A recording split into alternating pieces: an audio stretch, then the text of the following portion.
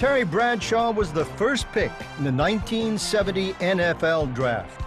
The future looked bright for the small-town Louisiana boy, but his rookie year in Pittsburgh was challenging. You have to understand, I got hammered pretty good by the media. They call me stupid, call me dumb. That's what? pretty, yeah, that's Why? a pretty... Because you're from Louisiana? Because I talk like, I probably talk like this a little bit, and, don't talk like that anymore. Just a good old Southern kid. I was a nice guy, but if you talk like this, and I threw a lot of interceptions my rookie year. One guy said, well, he can't read defenses, and so therefore he's got to be stupid. The image thing hurt. I didn't trust people. I didn't like them. I didn't like going around the city.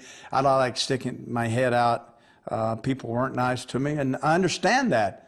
But at the same time, when we did start winning, Scott, I never allowed myself to be accepted because I remembered how painful it was for 5 years. Did attitudes change toward you then once you started winning? Sure. Well, I mean, now you're of smart. course they do. Yeah, I'm smartest thing ever played the game. I'm just, Boy, the fickleness of fame. It was tough. Hey, listen, Scott, it was not easy. I remember many a night sitting in my apartment and, just praying to God he'd just get me out of here. Literally prayed to God. Get me out of here, man. Out of the game. Didn't want to play Just it get anymore. me out of here. It wasn't just the media that hounded Terry. He wasn't used to the pressures of a big-time NFL quarterback, and eventually he slipped into depression. You have to understand now, I'm a mama's boy. I'm from the South. My way of being raised is totally different from the big city life. I'm country. Truly was a country boy. It's a whole new world up there. Went to a small school.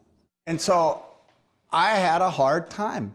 I was not used to criticism, and I did not respond well to the way my coach treated me. I didn't respond well to a firm hand and insults.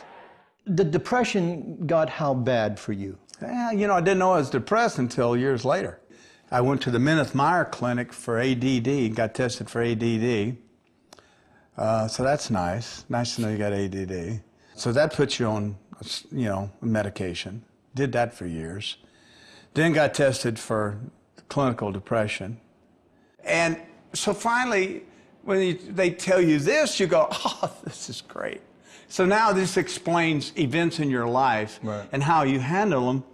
But our society frowns on it, and they don't want their heroes to have these issues, but unfortunately I do. And you plowed through what? 3 marriages? I've been, well, that's one of the problems as a Christian is we have to deal with our failures and the shame of it all. And I had to figure out that it's okay for me to fail, but I don't want to be judged by you. And my friends back then judged me and were harsh with me. You mean your Christian friends? Yeah, exactly. I had a hard time with that. Sure. I had a real hard time with it. And it ran me off. I got so angry with them. From the Christians and exactly, God and everything. Exactly, yeah, the whole thing. It wasn't until 10 years ago, Father's Day, that I really got saved. I mean, I had one of those great, wonderful salvation moments in my life. It was one of those moments where I knew that God's Spirit had moved into my heart and into my life and had grabbed and taken control of me. And you know what? I couldn't escape it. Because I learned that God forgave me. Yeah, I did. See, now you may not, and they may not. No, don't do that to me. No, I'm using you. You're my object. You're my object. Thank you very much. You're a lot bigger than I am. You're my object. You're right. Okay. But I know for a fact that God has forgiven me. And you know what? I forgive you, man. Okay, thank you. I had to forgive myself. All right. I'm not ashamed of who I am. Nor should you be. Or my personality. And when the depression thing came out, everybody says, well, how can you be depressed? You're such a funny guy, but depression doesn't rob you of your personality. Right. I actually was with my ex-wife, soon-to-be ex-wife, who had called the preacher, and we went from the front porch of my house over to the barn, because that's where I was living at the time. In a barn? In a barn. Jesus was born in a stable. That's good.